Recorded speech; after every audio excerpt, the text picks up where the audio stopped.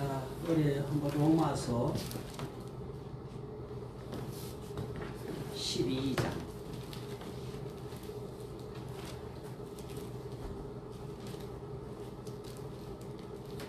로마서 12장 1절 말씀.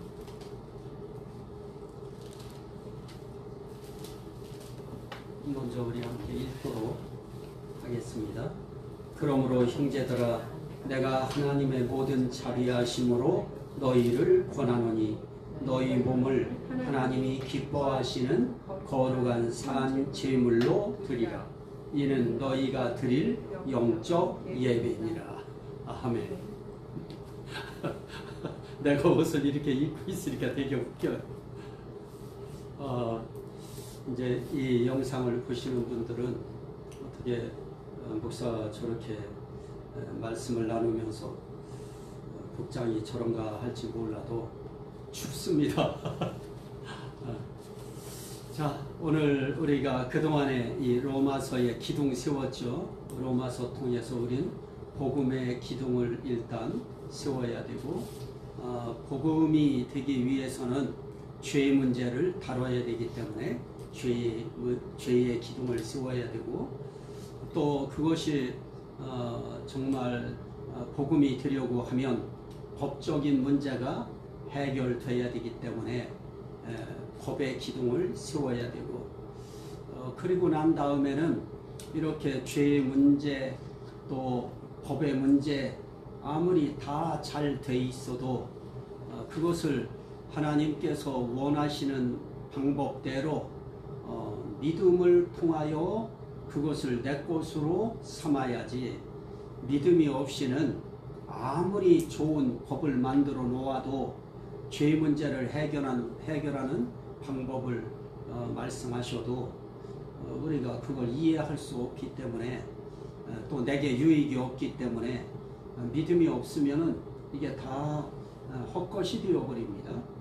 그래서 반드시 믿음의 기둥을 로마서 통해서 세워야 됩니다.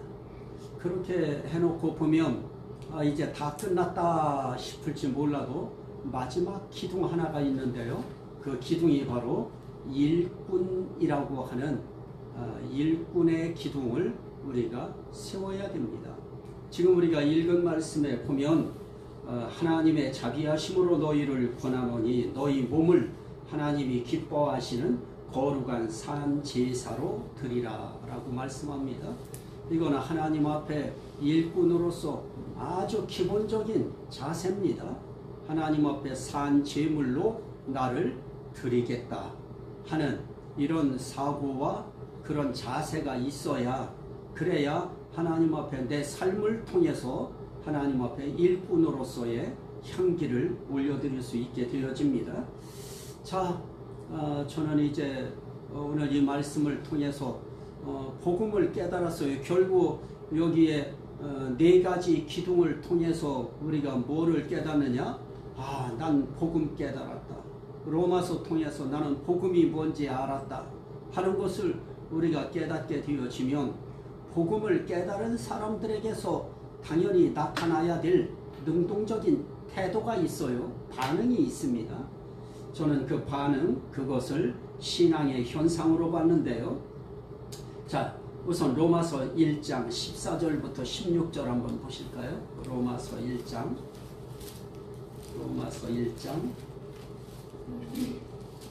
14절부터 16절까지 함께 읽습니다. 헬라인이나 야만인이나 지혜 있는 자나 어리석은 자에게 다 내가 빚진 자라. 그러므로 나는 할 수 있는 대로 로마에 있는 너희에게도 복음 전하기를 원하노라. 내가 복음을 부끄러워하지 아니하노니 이 복음은 모든 믿는 자에게 구원을 주시는 하나님의 능력이라. 그럽니다. 여기에 일꾼으로서 나는 할 수 있는 대로 로마에 있는 자에게 복음 전하기를 원한다 라고 하면서 헬라인이나 야만인이나 지혜 있는 자나 어리석은 자에게 내가 어떤 자가 되어 있느냐? 빚진 자라 그럽니다. 자, 이제 이런 말씀들을 통해서 우리가 볼 수 있는 거, 내가 할 수 있는 대로 나는 로마에 있는 너희에게도 복음 전하기를 원하노라 그럽니다. 자, 그러면 복음을 깨달은 사람에게 나타나는 신앙 현상 가운데 가장 중요한 것, 첫 번째는 할 수 있는 대로 복음 전하기를 원한다 하는 이런 신앙의 현상이 나 자신에게 나타나기 시작합니다. 그래서 복음 전하는 거예요. 그래서 나는 하나님 위해서 살겠다 하는 그런 이제 다짐을 하는 것이죠. 할 수 있는 대로 복음 전하기를 원하노라. 그러면서 또 뭐라 그래요? 16절에 복음을 부끄러워하지 아니하노니. 우린 복음을 부끄러워할 것이 아니라 우린 복음을 자랑해야지요. 복음을 자랑하는 자가 돼야지 복음을 부끄러워하는 자가 돼서는 안 됩니다. 그러니까 복음을 깨달은 사람은 절대로 복음을 부끄러워하지 않지요. 자랑스럽게 그 복음을 이야기할 수 있게 됩니다. 세 번째는 무슨 의식이에요? 빚진 자. 빚진 자. 야만인이나 헬라인이나 지혜 있는 자나 어리석은 자에게 다 내가 빚진 자라. 빚진 자의 의식이 있어야 복음을 전할 수 있는 틈새를 보게 되어집니다. 그래서 나는 빚진 자다. 그런데 빚진 자의 의식이 없으면 뭐 까짓거 전해도 되고 말아도 되고 이렇게 생각이 흐트러지게 되어지죠. 그래서 우리 빚진 자 의식을 복음 깨달은 사람은 반드시 갖게 되어진다. 자, 그 다음에 로마서 14장 6절. 로마서 14장 6절입니다.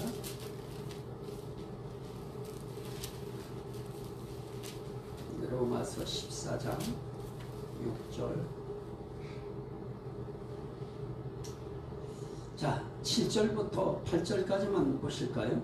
우리 중에 누구든지 자기를 위하여 사는 자가 없고 자기를 위하여 죽는 자도 없도다. 우리가 살아도 주를 위하여 살고 죽어도 주를 위하여 죽나니 그러므로 사나 죽으나 우리가 주의 것이로다. 아멘. 여기에 우리가 살아도 주를 위해서 살고 죽어도 주를 위해서 죽는다 하는 이런 사고방식, 이런 자세가 되어져야 복음을 깨달은 사람으로서 나는 정말 주님 위하여 살다 주님 위하여 죽겠다 하는 이런 자세를 가지면, 그러면 일꾼으로서 정말 복음 전하는 그런 삶을 안 살래야 안 살 수가 없지요. 또 하나는 로마서 14장 1절부터 4절까지인데요. 14장 1절부터 4절. 믿음이 연약한 자를 너희가 받되 그의 의견을 비판하지 말라. 어떤 사람은 모든 것을 먹을 만한 믿음이 있고 믿음이 연약한 자는 채소만 먹느니라. 먹는 자는 먹지 않는 자를 업신여기지 말고 먹지 않는 자는 먹는 자를 비판하지 말라. 이는 하나님이 그를 받으셨음이라. 남의 하인을 비판하는 너는 누구냐? 그가 서 있는 것이나 넘어지는 것이 자기 주인에게 있음에 그가 세움을 받으리니 이는 그를 세우시는 권능이 주께 있음이라. 그럽니다. 여기서 우리가 볼 수 있는 부분은 약한 지체에 대한 사랑을 가져야 된다 하는 그런 부분입니다. 하나님의 일꾼들은 이 약한 지체들에 대한 사랑이라고 하는 이런 것이 없으면 정말 보기 흉해요. 약한 지체에 대한 사랑, 그것은 어떤 것인가? 비판하거나 비방하지 말아야 된다. 비판하거나 비방하지 말아야 된다. 그런데 거기에 아주 중요한 것이 있죠. 그의 의견을 비판하지 말라. 또 어떤 사람은 모든 것을 먹을 만한 믿음이 있고 믿음이 연약한 자는 채소만 먹느니라. 먹는 자는 먹지 않는 자를 업신여기지 말고 먹지 않는 자는 먹는 자를 비판하지 말라. 사람은 다 같을 수 없다는 거예요. 내가 믿음이 있지만은 모든 것을 먹을 만한 믿음이 있는 사람하고 채소만 먹을 수 있는 믿음이 있는 사람하고 차이가 있어요. 믿음도 다양해요. 그 층이 다양한 것이죠. 두께가 다양한 겁니다. 단단함의 농도가 달라요. 그래서 우리는 이야기할 때에 내 것만 주장하면 또 안 되지요. 상대방의 그 아직까지 거기까지 오르지 못한 사람들의 또 생각도 있고요. 믿음의 표현 방식도 있고요. 하나님은 이 지체에 대한 지체의식에 대한 그런 부분에 있어서 굉장히 그 비방하는 거, 비판하는 거, 이런 거 상당히 업신 여기는 거, 이런 부분을 우리 하나님은 굉장히 못마땅히 하세요. 그래서 업신 여기지 말라고 하시죠. 비판하지 말라고 하시고요. 또 하나 우리가 볼 수 있는 것은 믿음이 약한 자의 약점을 어떻게 하느냐, 담당한다. 이거는 상당히 좀 차원이 높죠. 15장 1절. 15장 1절. 믿음이 강한 우리는 마땅히 믿음이 약한 자의 약점을 담당하고 자기를 기쁘게 하지 아니할 것이라. 약한 자의 그 약점, 믿음이 약한 자의 약점을 담당하고, 이게 사실 믿음이 약한 사람들의 그 약점들 다 있어요. 그런 부분들 우리가 가려주고 막아주고 해주지 아니하면, 그러면 사람 이상한 모양새 나는 거, 이거는 시간 문제입니다. 그래서 믿음이 좀 있고 한 사람들이 어떤 일들을 담당해 줘야 돼요. 그 다음에는 로마서 15장인데요 16절, 15장 16절 함께 읽으시죠. 이 은혜는 곧 나로 이방인을 위하여 그리스도 예수의 일꾼이 되어 하나님의 복음의 제사장 직분을 하게 하사 이방인을 제물로 드리는 것이 성령 안에서 거룩하게 되어 받으실 만하게 하려 하심이라. 자, 여기서 우리가 볼 수 있는 것이 있다고 하면, 나는 무엇을 하는 사람들인가?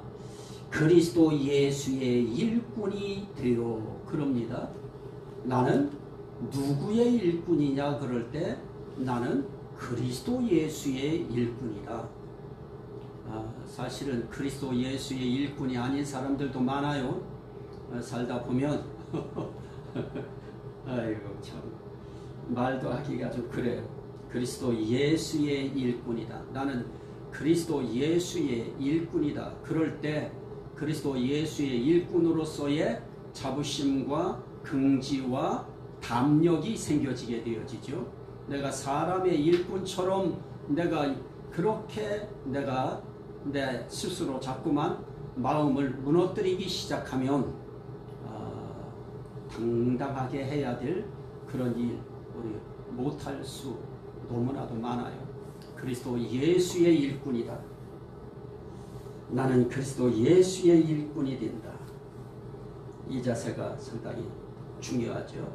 그래서 이방인을 위하여 그리스도 예수의 일꾼이 되어, 그래서 결국은 하나님이 은혜를 베푸셔야 되는 거예요. 이 은혜는 그러죠. 예수의 일꾼이 되는 것도 하나님의 은혜를 베푸셔야 이런 사람 저런 사람들에게 복음을 전하고 예수를 증거할 수 있는 그런 길이 열려지게 되어집니다. 또 하나는 7번인데요. 로마서 16장 2절부터 너희는 주 안에서 성도들의 합당한 예절로 그를 영접하고 무엇이든지 그에게 소용되는 바를 도와줄지니 이는 그가 여러 사람과 나의 보호자가 되었음이라. 여기에 목회자가 바울 사도가 하는 그 복음 증거하는 사역에 보호자 역할을 해주는 그런 이제 자매 배배가 있었습니다.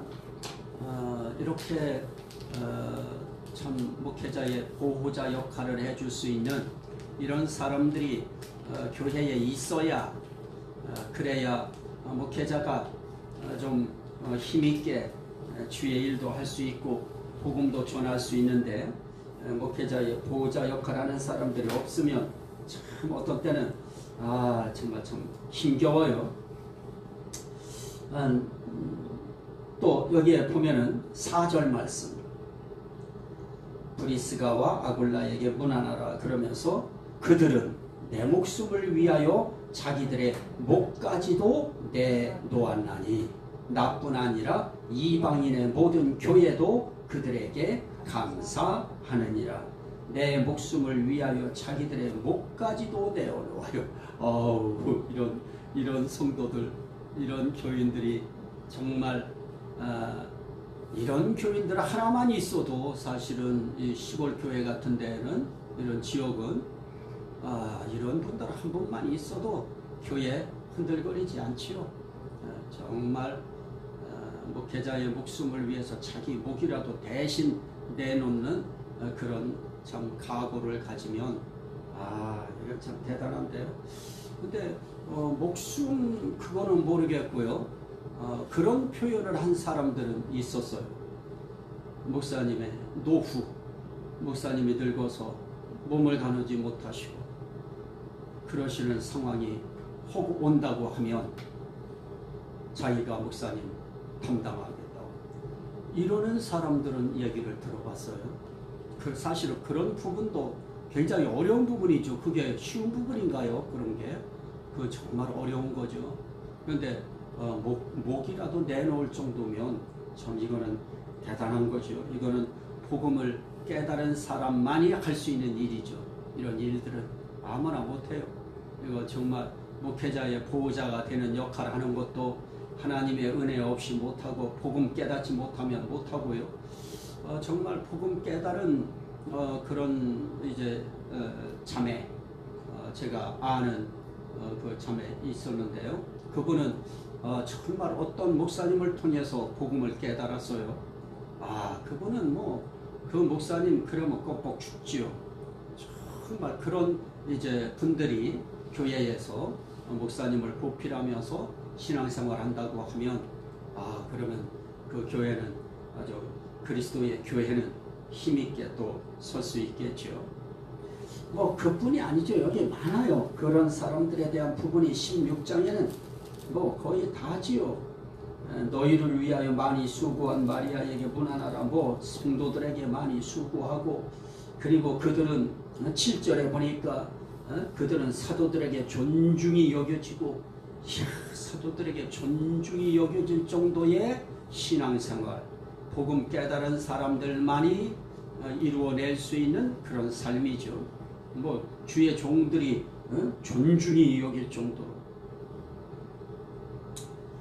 또 그리스도 안에서 인정함을 받은 아벨레에게 문안하라. 10절 말씀에 보면 그런 말씀이 있는데요. 그리스도 안에서 인정함을 받아요. 12절 주 안에서 수고한, 주 안에서 많이 수고하고 사랑하는 벗이. 이렇게 복음을 깨달으면 주 안에서 수고하고 헌신하고 희생하는 이런 일들 해내더라고요. 또 주 안에서 택하심을 입은 이런 부분들은 그렇지만은, 여기서 우리가 볼 수 있는 부분은 복음을 깨닫고 목회자와 성도들을 위하여 정말 수고하고 헌신하는 이런 삶을 사는 그런 삶을 목회자들이 먼저 살아내야 되고요. 1차적으로. 또 그것이 쌍방이 되어지면 너무너무 좋죠. 목회자는 성도들을 그렇게 아끼고 사랑하고, 또 성도들도 목회자를 그렇게 아끼고 사랑하고, 서로 약점을 담당하고 그 약점 담당한다고 할 때 그 약점 담당하는 거 정말 참 그게 정말 어렵죠. 약점 담당하기가. 저에게 있어서의 약점을 아프고 난 다음에 새벽 기도였어요. 어쨌든 제가 막바지 항암 12번 하면서도 새벽 기도에 제가 인도 빠뜨리지 않고 했었는데요. 이제 이 모든 것이 이제 빠져나가고 이제 사람이 이렇게 돌아오면서 제일 약한 부분이 이 새벽이었어요. 이 새벽에 이 부분이, 그리고 잠이 울퉁불퉁하고 이게 순조롭지 않으니까, 그리고 오죽하면 잠을 못 잤어요. 아프니까 잠을 못 자고 잠을 꼴딱꼴딱 새야 됐고요. 그걸 하루 이틀이 아니에요. 그렇게 잠 못 자는 삶을 살면 누군가가 그거 약 좀 담당해 줘야죠. 그리고 우리 같은 교회는 목회자가 그렇게 아파서 7년씩이나 병원 생활을 하고 있는데, 교인들 입장에서 목회자의 뭐를 담당해 줘야 될까요? 목회자의 약점을 담당해 줘야죠. 뭐로 담당해요? 기도로 담당해 주시는 것이죠. 사랑으로 담당해 주시고요. 그래서 제가 그렇게 아파 있는 동안에도 성도들이 저 아프다고 하는 것 때문에 목사님이 이제 그만둬야 되잖아요, 이런 얘기 해보지를 않았어요. 오히려 저에게 힘을 주시고 그냥 그렇게 기도해 주시고 이렇게 하셨죠. 만약에 한 분이라도 조금 저기한 표정을 했다고 하면 제 성격상 제가 안 있겠죠. 예. 근데 약점을 담당해 준다고 하는 거, 우리 아들 목사가 새벽 예배 내 약점을 담당해서 그 아이가 해주고요. 그러더니 어느 날 저도 이제 힘든가 봐요. 새벽이 사람 죽인다고. 근데 또 괜찮은 사람이 있어요. 어떤 사람들이 괜찮을까요? 우리 총무님 같은 분, 김 목사님. 새벽을 즐기는 분이죠. 새벽 기도. 목사님 이야기 들어보면 그 시간 되어지면 몸이 반응한다는 거예요. 네, 얼마나 그거는 복이죠, 복이고. 근데 저 같은 경우는 새벽이 제가 지금 보니까 약점이고요. 이제 일하는 게 약점이에요. 그런데 이제 그런 것들을 이제 우리 전도사님이 담당해 주시고요. 그 부분 그렇게 담당해 주시는 분이 계시니까 내가 막 잘할 것 같아도 성도들한테 막 이렇게 못해요. 근데 전도사님이 그거를 잘해 주셔요. 아우, 세상에 나보다 더 잘해줘요. 나는 전화도 잘 못 이렇게 성도들하고 잘 저기 하는데 그런 거 잘해 주셔가지고 내 약점이 오히려 목회하는데 그분이 다 담당해 줬어요. 그러다 보니까 진짜 그 비판받고 비방받고 할 그런 것들이 업신여겨진 일들이 다 차단되어지죠. 이런 부분들. 그래서 목회자, 보호자 역할을 해주는 복음 깨달은 성도들이 필요하고요. 또 복음 깨달은 목회자가 성도들을 또 보호하는 영적으로 보호하는 그런 자세가 필요합니다. 그 다음에 마지막 로마서 16장 25절 26절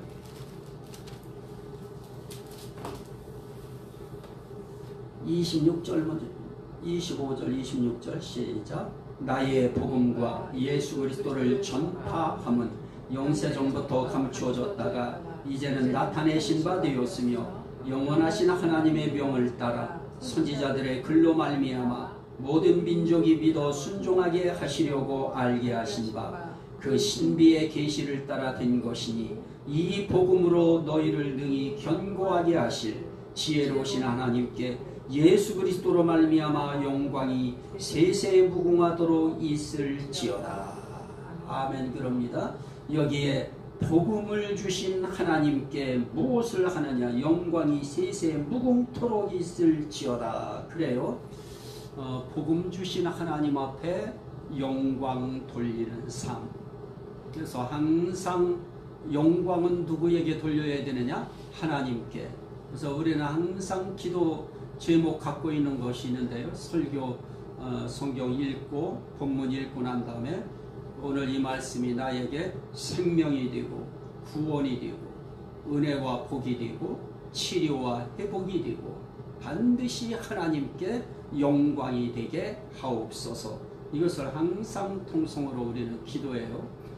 하나님께 영광이 되지 않는 은혜, 치료, 회복, 능력, 그것 목회자 완전히 버려놓습니다. 완전히 교만하게 만들고요. 목회자 아주 처참하게 만듭니다. 하나님께 영광이 반드시 돌려져야 영광이 돌려지는 그런 말씀의 생명력, 구원력, 은혜, 치료, 회복, 이게 의미가 있는 것이지, 그게 안 되어지는 자기에게 돌려지는 그런 영광이 되어지면 그거는 정말 오히려 독이 될 수밖에 없습니다. 치료도 독이요, 회복도 독이요, 은혜도 독이요, 생명력이 있어서 막 구원 역사도 독이요, 다 독일 수밖에 없어요. 무조건 복음 주신 하나님께 영광 돌리는 삶. 그래서 우리의 마지막은 하나님 영광 받아주세요. 그거지요. 그리고 항상 하나님 말씀 주세요. 그 말씀 주셔야 삽니다. 이런 자세. 그러기 위해서는 우리는 어떻게 해야 돼요? 먼저는 성경에 대해서 내가 일단 성경에 관한 하는 어떤 본문을 쥐어줘도 하나님 앞에 설교할 수 있는, 말씀을 전할 수 있는, 그게 일단 되어져야 되고요. 그것이 되어진 다음에는 무엇이 필요하냐? 하나님이 오늘을 위해, 때를 따라 돕는 은혜를 위해 우리 교회에, 그 현장에 필요한 말씀을 주셔야죠. 그 말씀 주시기를 우리는 또 뭐 해야 되느냐? 기도해야 되고요. 이거는 제가 하나 붙이는 거예요. 이제 우리가 성경에 대해서 엔간히 알았다, 말씀에 대해서 알았다, 창세기부터 계시록까지 얼개를 알았다 싶을 때에는 그 다음부터는 하나님이 내게 말씀 주시는 것이 필요해요. 그 말씀이 생명이 있고, 그 말씀이 구원력이 있고, 그 말씀이 은혜가 되고 치료와 회복이 되어지고, 그런 말씀들이 하나님께 영광이 되어집니다. 그래서 우리는 로마서 통해서 이런 기둥, 복음의 기둥, 죄의 기둥, 법의 기둥, 믿음의 기둥, 일꾼의 기둥, 이거 세우면, 그러면 로마서는 거의 건축이 끝나지 않을까.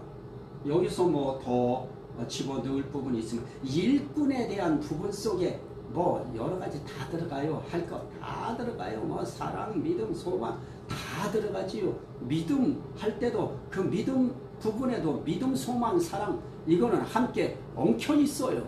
그래서 다 그 부분들이 거기에다 들어갈 수 있는 부분들이고요. 이 복음 전한다고 하는 거 할 수 있는 대로 복음 전하고, 약한 지체들 사랑한다고 하는 거. 그러면 약한 지체 중에 약한 지체들이 누구냐? 성도들이 가장 약해요. 왜 그러니까? 아직 복음을 못 깨달은 성도들은 약할 수밖에 없어요. 그들은 비판하고 비방하고 업신여길 대상들이 아니고 그들의 약점을 담당해 주면서 가야 돼요. 이제 약한 자의 믿음, 약한 자의 약점을 담당한다 그럴 때 그게 대체 어떻게 하는 건가? 우리는 사실 말은 쉬워도 어떻게 담당해야 될지 모르잖아요. 근데 그거 담당해 줘야죠. 자, 여기까지 오늘 우리 말씀을 보도록 하겠습니다.